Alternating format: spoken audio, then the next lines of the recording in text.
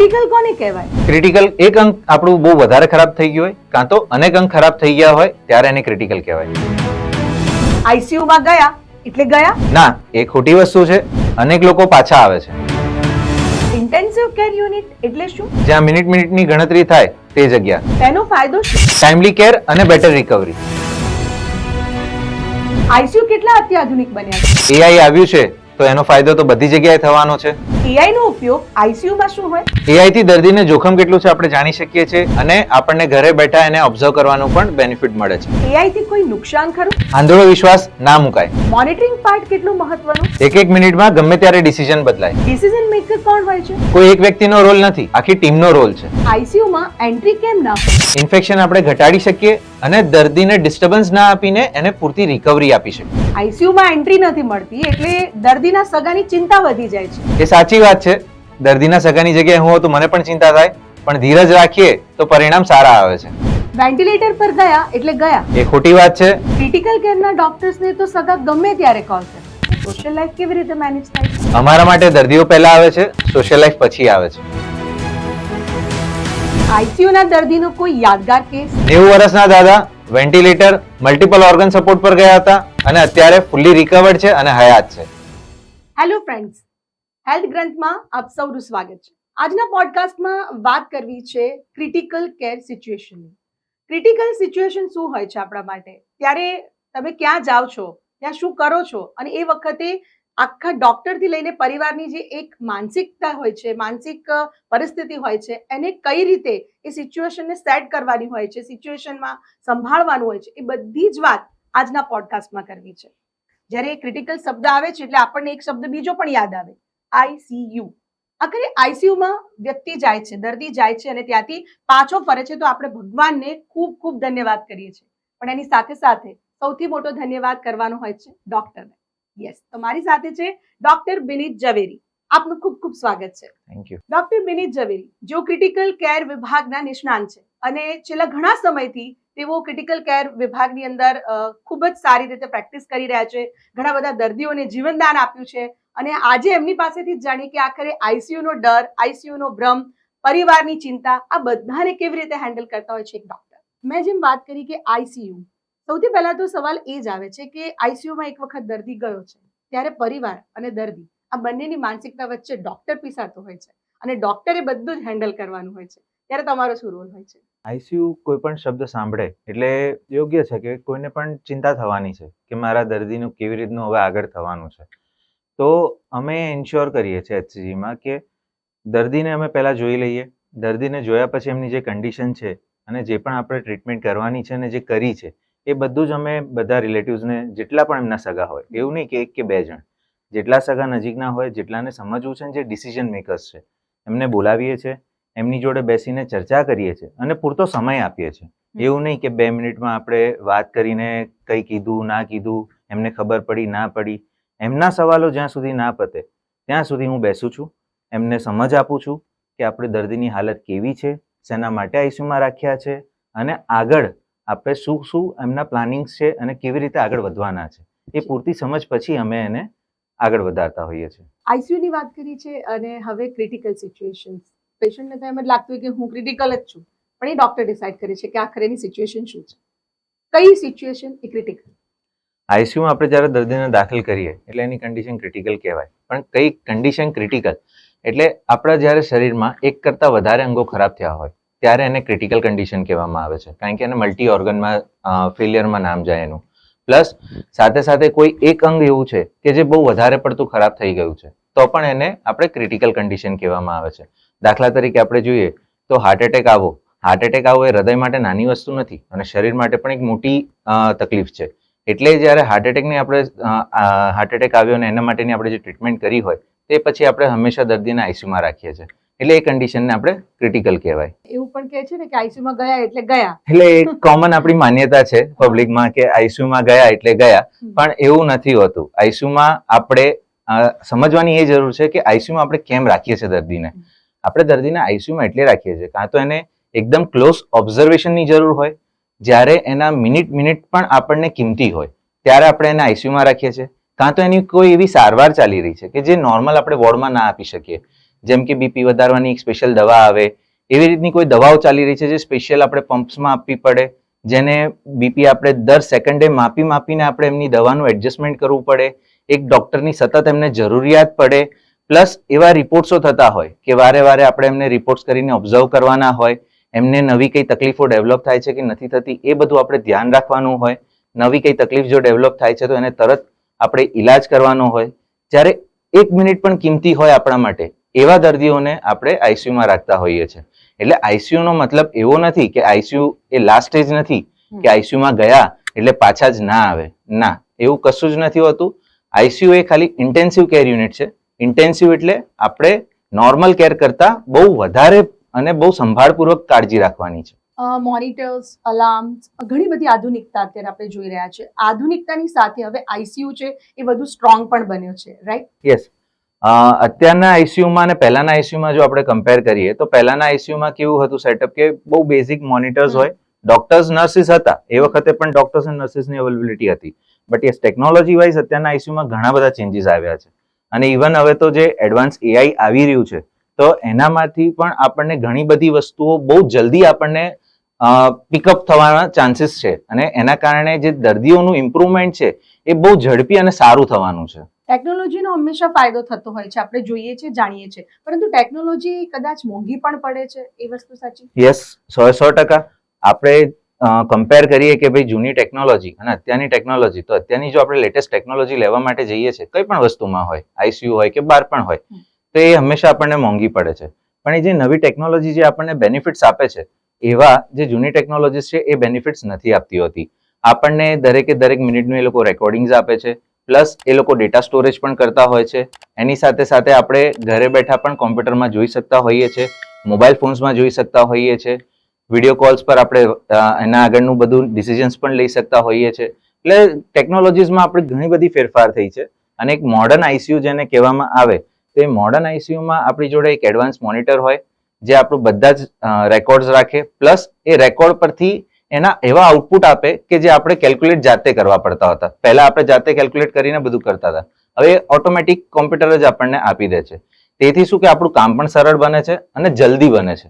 એટલે એ બધી વસ્તુને જ્યારે ભેગું કરીએ ને ત્યારે પેશન્ટના આઉટકમમાં ઘણો ફરક પડી જાય છે. હવે અંડર ઓબ્ઝર્વેશનની જ્યારે વાત આવે છે, જનરલ વોર્ડના જે પેશન્ટ હોય છે અને તમે આઈસીયુના પેશન્ટને લો, એ બંનેના અંડર ઓબ્ઝર્વેશનમાં પણ સમય લાગતો હોય છે? યસ, આપણે જે જનરલ વોર્ડમાં પેશન્ટ્સ હોય એમને એક ડોક્ટર હોય અને ઘાસા બધા પેશન્ટ્સો હોય. અને જ્યારે આઈસીયુમાં ડોક્ટર અને પેશન્ટનો રેશિયો હોય ને એ ઓછો હોય. એટલે ડોક્ટર જે છે એ આઈસીયુના દર્દી પર વધારે પૂરતું ધ્યાન આપી શકે છે. પ્લસ આપણી જોડે આઈસીયુમાં 2 ડોક્ટર હોય, એક મેડિકલ ઓફિસર હોય અને એક રજિસ્ટ્રાર હોય.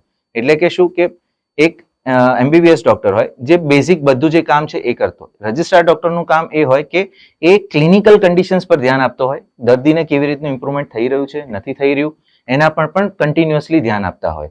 એટલે જે મોનિટરિંગ છે, જે ટ્રીટમેન્ટની કેપેસિટી છે એ આઈસીયુમાં મેક્સિમમ હોય, જ્યારે વોર્ડ્સમાં એ લિમિટેડ હોય. આપણે બોલાવીએ તો ડોક્ટર આવે, આપણા રૂમમાં ડોક્ટર બેઠા ના હોય 24 કલાક. આઈસીયુમાં એવું પણ છે કે સમય સામે લડવું પડે છે ઘણીવાર. યસ, આપણે કોઈ પણ ક્રિટિકલ કન્ડિશનની વાત કરીએ તો કે ભાઈ મને હાર્ટ એટેક આવ્યો, તો એ હાર્ટ એટેકમાં એક કિંમતી સમય બહુ મહત્વનો છે. એટલે તમારે તમે હોસ્પિટલ પહોંચ્યા થી તમારી એન્જિયોગ્રાફી, એન્જિયોપ્લાસ્ટી ને બધું થવું એ કલાકની અંદર પતી જાય છે, તો તમે બેસ્ટ રિકવરી તમે આપી શકો છો.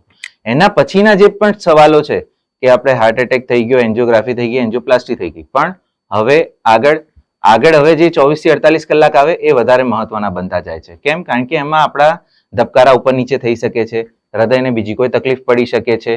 એટલે એ બધું જ જે મોનિટર કરવાનું છે. જો ધબકારા અનિયમિત થાય છે તો દવા પણ આપણે તરત આપવી પડે, તો જ આપણે એમના હૃદયને બચાવી શકીએ છીએ. એટલે એ જે મોનિટરિંગનો પાર્ટ છે એ આઈસીયુમાં ખૂબ અગત્યનો થઈ જાય છે અને એ ટાઈમ સેન્સિટિવ હોય છે. કારણ કે જો તમે સમય થતા એને સારવાર ના આપી તો આપણને જે આઉટકમ જોઈએ છે એ ના પણ મળે. હવે એ સારવાર આપવી ના આપવી એ દરેક વખતે ડિસિઝન એક લેવાનું હોય છે, અને ડોક્ટર્સ બટ ઓબ્વિયસ છે કે પરિવાર પાસે, કારણ કે પેશન્ટ તો એ હાલતમાં હોતું નથી, તો એ વખતે ડિસિઝન મેકર કોણ બનતું હોય છે, અથવા તો કેવી રીતે એમની સાથે ડોક્ટર્સ વાત કરતા હોય છે, કેવી રીતે સિચ્યુએશનને હેન્ડલ થતી હોય છે? અમુક ડિસિઝન્સ એવા હોય છે કે જે લાઈફ બચાવવા માટેના ડિસિઝન્સ હોય છે. એ જે લાઈફ બચાવવા માટેના ડિસિઝન્સ હોય છે તો એમાં આપણે યુઝ્યુઅલી રિલેટિવ્સની રાહ નથી જોતા હોતા. કારણ કે આપણી જોડે એટલો સમય નથી હોતો કે આપણે લાઈફ બચાવવા માટે રિલેટિવ્સને પૂછીએ કે ના પૂછીએ. અને એના માટે જે મેં તમને શરૂઆતમાં કીધું કે અમે એ લોકો એન્શ્યોર કરીએ છીએ કે રિલેટિવ્સની જોડે અમે બધી જ વાત કરી લઈએ કે આટલી વસ્તુઓ છે, આટલી તકલીફો છે, ફોર્થ કમિંગ આટલી તકલીફો થઈ શકે છે અને એના માટે અમે આટલું કરીશું. એટલે એક પ્રાયર કન્સેન્ટ અમને મળી ગઈ કે આટલું અમને સમજ છે અને આટલી જે શક્યતાઓ છે થવાની એ કરવાના છે ડોક્ટરો. એટલે એ વખતે અમારે એમને જાણ કરવાની કે પૂછવાની એવું નથી રહેતું. પણ હા, અમે એમને જાણ કરીએ, દિવસમાં 5 વખત ફોન કરીને એમને જાણ કરીએ કે આટલું થયું છે, અમે આટલું કર્યું છે, કારણ કે એમના માટે આટલું જરૂરી હતું. પણ એવી કોઈ કન્ડિશન છે કે જેમાં આપણે સમય છે, જેમ કે મારે કોઈક લાઈન મૂકવાની છે દર્દીમાં, જેનાથી બાટલા ને બધું જાય, તો એ લાઈન મૂકવી એ ઇમરજન્સી નથી હોતી. એ બહુ જ ઓછી ચાન્સીસ છે કે એમાં ઇમરજન્સીમાં આપણે લાઈન મૂકવી પડે. તો એ જ્યારે આપણે લાઈન મૂકવાની કે એવી કઈ કન્ડિશન છે કે જેમાં આપણી જોડે સમય છે અને આપણે રિલેટિવ્સને સમજાવી શકીએ છીએ, પૂછી શકીએ છીએ, તો એમાં આપણે ઇન્ફોર્મ કન્સેન્ટ લેતા હોઈએ છીએ.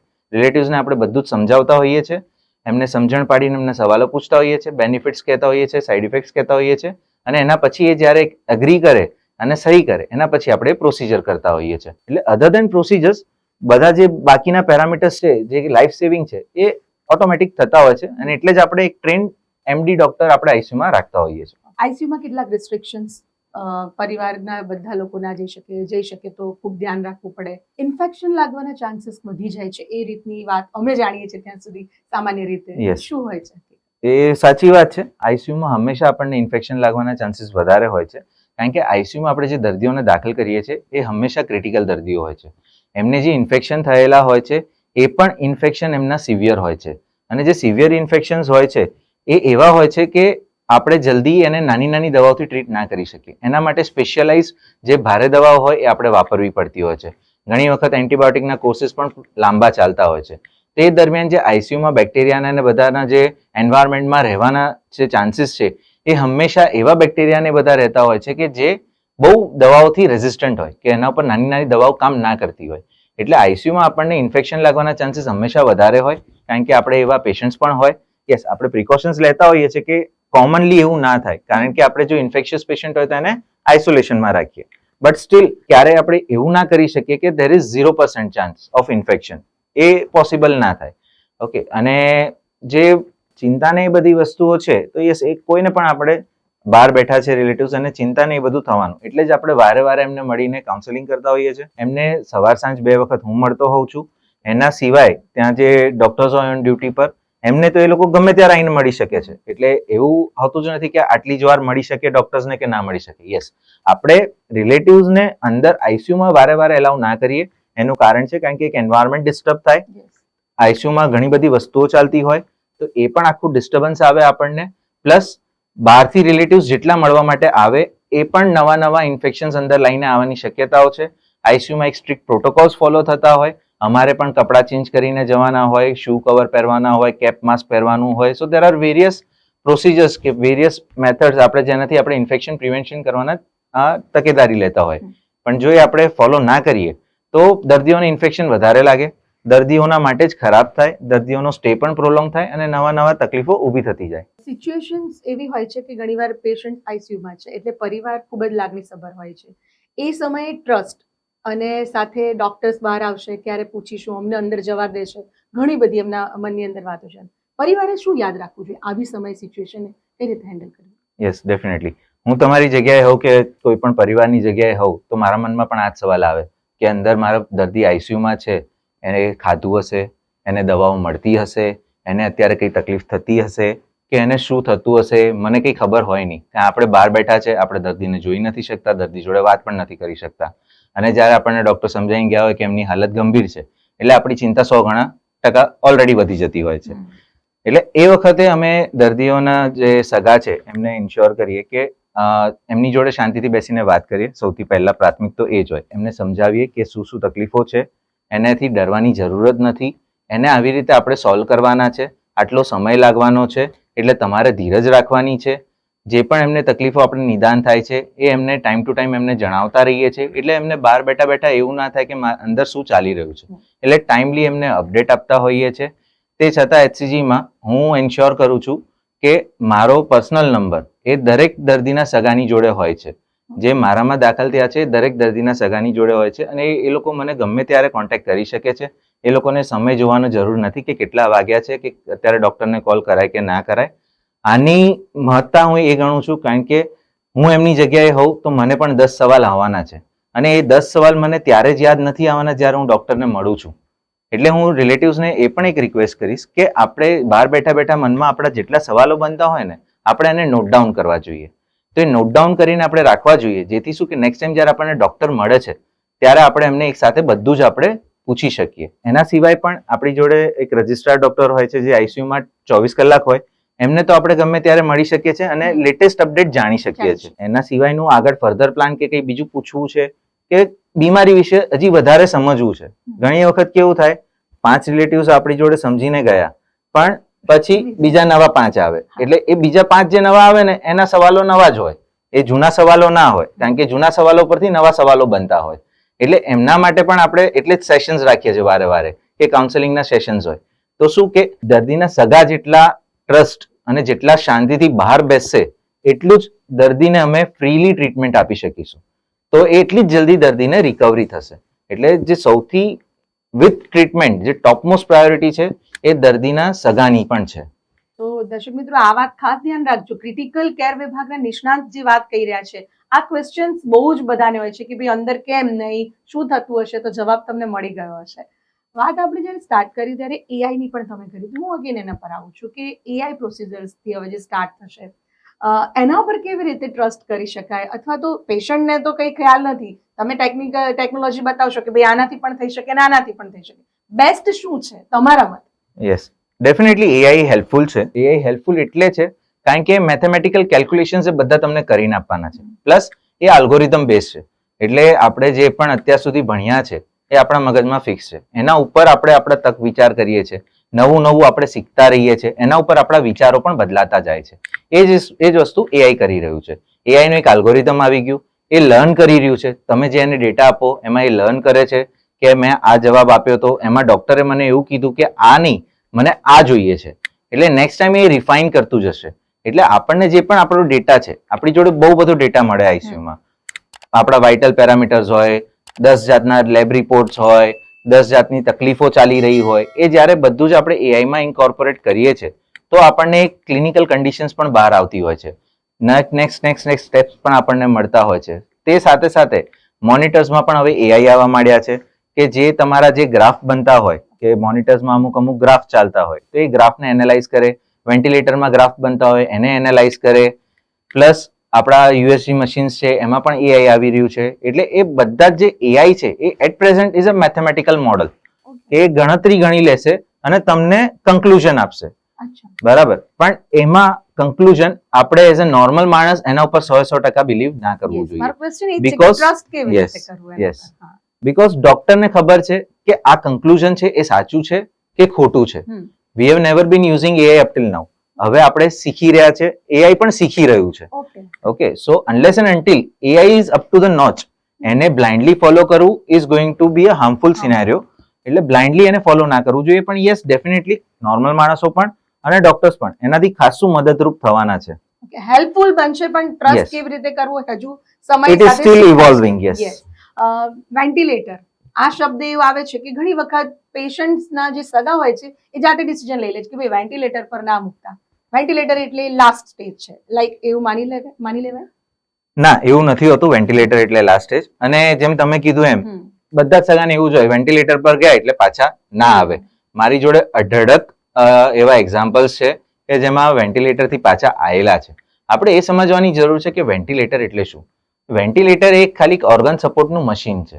આપણા જ્યારે લંગ્સ ખરાબ થાય છે એ કોઈ પણ કારણોસર હોઈ શકે. લંગ્સના કારણે હોઈ શકે છે, હૃદયના કારણે હોઈ શકે છે, શરીરમાં કોઈ બીજી બીમારી ચાલે છે એના કારણે થઈને પણ આપણા લંગ્સ ખરાબ થઈ શકે છે. તો આપણા જે લંગ્સ ખરાબ થાય છે એટલે આપણા શરીરમાં જેટલો પૂરતો ઓક્સિજન છે એ લંગ્સ એબ્ઝોર્બ ના કરી શકે. એટલે એને બહારથી આપણે વધારે ઓક્સિજન આપવો પડે છે. ઘણી વખત આપણા શરીરમાં જે રેસ્પિરેટરી મસલ્સ હોય એ થાકી જતા હોય છે. એટલે આપણે શ્વાસોશ્વાસ આપણા વધી જાય, શ્વાસ આપણે બરાબર ના લઈ શકીએ, એટલે કાર્બન ડાયોક્સાઇડનું લેવલ પણ વધી જાય. તો આ બધી કન્ડિશન છે જેમાં આપણે વેન્ટિલેટર પર મૂકતા હોઈએ છીએ દર્દીઓને. હવે વેન્ટિલેટર આવે છે એ બે ટાઈપના આવે છે. એક છે જે બહારથી આપણે વેન્ટિલેટર મૂકતા હોઈએ છીએ એટલે કે માસ્ક વેન્ટિલેટર કહેવાય. અને એક બીજું વેન્ટિલેટર આવે જેને ટ્યુબ વેન્ટિલેટર કહીએ, કે આપણે ટ્યુબ અંદર નાખીને અને પછી પેશન્ટને આપણે મોસ્ટલી બેભાન રાખતા હોઈએ છીએ એમની કન્ડિશન પ્રમાણે. તો આપણે શરૂઆતમાં તો હંમેશા માસ્ક વેન્ટિલેટરથી કોશિશ કરતા હોય છે, કારણ કે માસ્ક વેન્ટિલેટરના અમુક ઇન્ડિકેશન્સ છે કે આમાં મૂકવું જોઈએ અને અમુક એવા વસ્તુઓ છે કે જેમાં માસ્ક વેન્ટિલેટર આપણે ટ્રાય ના કરાય. એટલે જે દર્દીઓને વધારે ચિંતા હોય છે ટ્યુબ વેન્ટિલેટરની હોય છે, કે ભાઈ જ્યારે આપણે મોઢામાંથી ટ્યુબ મૂકીએ એટલે ભાઈ લાસ્ટ સ્ટેજ વેન્ટિલેટરનો. એવું નથી હોતું. ટ્યુબ વેન્ટિલેટરને આપણે બહાર પણ કાઢી શકીએ. આપણે એ સમજવાની જરૂર છે કે વેન્ટિલેટર મૂકવાની જરૂરત શેના માટે છે. હવે એવી કોઈ બીમારી છે કે જેમાં આપણા લંગ્સ એકદમ ખરાબ થઈ ગયા છે, જેને લંગ્સની કોઈ રિકવરી જ નથી, અને આપણે એ લંગ્સ જે ખરાબ થઈ ગયા છે અને કોઈ રિકવરી નથી, એને સપોર્ટ આપવા માટે વેન્ટિલેટર પર મૂકીએ છીએ, તો એ દર્દી વેન્ટિલેટરથી બહાર આવવાનું જ નથી. એ અમે અપફ્રન્ટ દર્દીઓના રિલેટિવ્સને કહી દઈએ છીએ કે આમાં આપણે વેન્ટિલેટર મૂકીશું પણ એ વેન્ટિલેટરથી બહાર નથી આવવાનું. એના માટે પછી આપણે અલ્ટરનેટ રસ્તા બીજા આગળ જેમ જેમ વેન્ટિલેટર જાય, જેટલો લાંબો સમયનો સ્ટેજ હતો જાય એમ એમ બીજા રસ્તા આપણે શોધવા પડે છે અને બીજા રસ્તા આપણે કરતા હોઈએ છીએ. એટલે પેશન્ટ રિકવર થઈ શકે પણ વેન્ટિલેટરથી બહાર ના આવે. એ જ વસ્તુ બીજી વસ્તુ એવી સિનારીઓ હોય કે જેમાં વેન્ટિલેટર આપણે ટૂંક સમય માટે મૂકવાનું હોય. માની લો કે મારે હૃદય ખરાબ થયું છે, એના કારણે મારા ફેફસામાં પાણી ભરાઈ ગયું. તો એ પાણી ભરાઈ ગયું એ ટેમ્પરરી કન્ડિશન છે. પહેલા મારા ફેફસા અને હૃદય બંને નોર્મલ હતું. હવે બંને વસ્તુ જો નોર્મલ હોય અને મને ટેમ્પરરી તકલીફ પડી છે, તો મારે એ જે કન્ડિશન આવી છે એને ટાઈડ ઓવર કરવાની છે. એટલે એના માટે હું સપોર્ટ લઈશ વેન્ટિલેટરનો, તો એમાંથી હું બહાર નીકળવાનો જ છું. બરાબર. એટલે આપણે વેન્ટિલેટર શેના માટે મૂકીએ છીએ એ જાણવું અને સમજવું બહુ જરૂરી બને છે. એના પછી આપણે ડિસિઝન લેવાનું, નહીં કે વેન્ટિલેટર એટલે લાસ્ટ સ્ટેજ, એવું ના હોય. અંતમાં મારે એ પૂછવું છે ખાસ તો તમને કે આ સિચ્યુએશન્સની મેં જે વાત તમારી પાસેથી સાંભળી ત્યારે મને એમ થાય છે કે પરિવાર માટે તમે આટલું બધું કીધું, પણ આ બધું જ બેલેન્સિંગ કરવું, એ તમે હોવ, તમારો સ્ટાફ હોય, સાથે તમારી સોશિયલ પણ લાઈફ હોય છે, તો એ બધું કઈ રીતે મેનેજ થઈ જતું હોય છે? તો બીઇંગ અ ડોક્ટર અમારા માટે સૌથી પ્રાયોરિટી અમારા પેશન્ટ્સ જ હોય છે. એટલે સોશિયલ લાઈફ અમારા માટે હંમેશા સેકન્ડરી હોય છે. અમે ક્યાંક ફંક્શનમાં હોઈએ અને પેશન્ટનો ફોન આવે કે પેશન્ટના હોસ્પિટલથી ફોન આવે કે આવી રીતનું પેશન્ટ દાખલ થવા માટે આવ્યું છે, તો અમારું સોશિયલ ફંક્શન એ સેકન્ડરી થઈ જાય છે. અમારા માટે હંમેશા અમારે પેશન્ટ્સ પ્રાયોરિટી હોય છે, કારણ કે કોઈ દર્દી મારી જોડે ત્યારે જ આવવાનું છે જ્યારે એને જરૂરત છે. જરૂરિયાત વગર કોઈ ક્રિટિકલ કેરના ફિઝિશિયન્સની જોડે આવવાનું નથી. એટલે અમારા માટે હંમેશા દર્દી જ પ્રાયોરિટી થઈ જાય છે.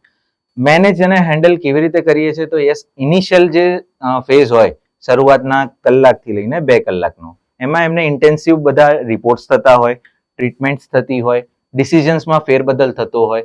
એ વખત દરમિયાન હું એટલીસ્ટ એટલું રાખું છું કે હું ત્યાં અવેલેબલ હોઉં એમની જોડે, જેથી શું કે એમને હું સમય આપી શકું, હું એમનું ઓબ્ઝર્વેશન કરી શકું અને મારે જે ટ્રીટમેન્ટ ચેન્જીસ કરવા છે એકોર્ડિંગલી તરત હું એમને ટ્રીટમેન્ટ ચેન્જીસ કરી શકું, જેના કારણે થઈને એમને જે ઇફેક્ટ મળવાની છે ટ્રીટમેન્ટની અને જે એમને રિકવરી છે એ ઝડપી બની જાય. એક વખત એ ટાઈડ ઓવર થઈ ગયો એક્યુટ પીરિયડ કે 2-3 કલાક થઈ ગયા, દર્દી હવે જે કન્ડિશનમાં આવ્યું હતું એનાથી હવે થોડું સ્ટેબલ થયું છે, પછી અમે જે મેડિકલ ડોક્ટર્સ છે, જે ટીમ છે અમારી, અમે એમને કહીએ છીએ કે હવે તમે ટેક ઓવર કરો અને હું બીજા દર્દીને સમય આપવા માટે જતો હોઉં છું. એટલે પછી એ લોકો ટેક ઓવર કરે અને એ લોકો ધ્યાન રાખશે. જે મેં વસ્તુ સમજાવીને ગયો છું કે આમાં આટલી વસ્તુઓનું ધ્યાન રાખવાનું છે, આટલી વસ્તુઓ થઈ શકે છે અને જો આમાંથી કોઈ પણ ચિહ્નો દેખાય તો તરત મને જાણ કરવાની. એટલે પછી નેક્સ્ટ સ્ટેપ એ લોકોનો આવી જાય. એ પછી એ લોકો મોનિટર કરશે અને એ ટીમ આખી પછી એને હેન્ડલ કરશે. ઇમરજન્સી હશે તો ટીમ મને પૂછવા પણ નહીં રહે, એ એમનું જે ટ્રીટમેન્ટ છે આપી જ દેવાની છે. પણ કંઈ પણ પ્લાન વસ્તુ છે કે ના કંઈક જે મેં ચિહ્નો એમને કીધા હતા કે આવા થાય તો મને જાણ કરજો, તે તરત મને જાણ કરે છે અને પછી આપણે એનાથી ફર્ધર આગળ એક્શન્સ લેતા હોઈએ છીએ. તો ડોક્ટર, અત્યાર સુધી પ્રેક્ટિસમાં ઘણા બધા કેસ તમે સોલ્વ કર્યા હશે, એમાંથી એવો કોઈ કેસ કે જે તમને યાદ રહી ગયો હોય અત્યાર સુધીમાં, જે તમારી લાઈફ ટાઈમ તમને, હજુ તો પ્રેક્ટિસ ચાલતી રહેશે, એમ ઘણા બધા થશે તમારી પાસે, પણ અત્યાર સુધીમાં કોઈ ખાસ એવું યાદગાર? તો યસ, હું એક અનુભવ એવો શેર કરવા માંગીશ.